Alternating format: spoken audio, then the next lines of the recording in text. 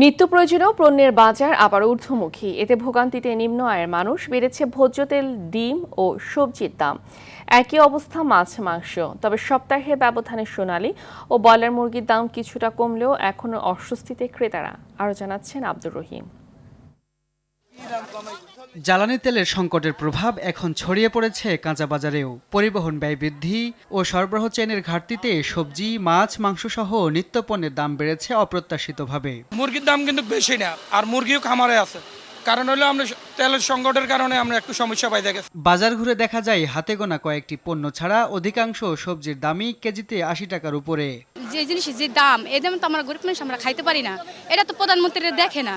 যদি দেখতো তাহলে আমাকে এই কষ্টটা লাগতো না। এটা ডিমের দামও বেশি। ডিম আগে আমরা 270 টাকা নিছি 30টা, এখন 300 টাকা।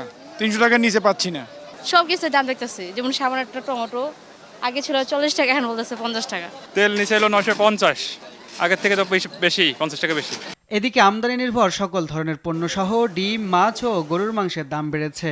তেলের তো সরবরাহ কম, 5টা কোম্পানি তেল দিত, এখন 1-2 কোম্পানি সরবরাহ দিচ্ছে, তেমন গায়ে দামই নিচ্ছে। 1 লিটার 195 টাকা কিনা, গায়ের 195 করে আমদানি করা প্রোডাক্ট দাম বাড়ছে। আলু বোকরা, কিশমিশ, কাজু বাদাম, কাঠবাদাম এগুলো প্রত্যেকদিন দাম বাড়তেছে। তবে কিছুটা স্বস্তি দিয়েছে সোনালী ও ব্রয়লার মুরগি ও কাঁচামরিচের দাম। দাম সাধ্যের মধ্যেই আছে। কাঁচামরিচ 40 টাকা। আব্দুর রহিম, RTV, ঢাকা।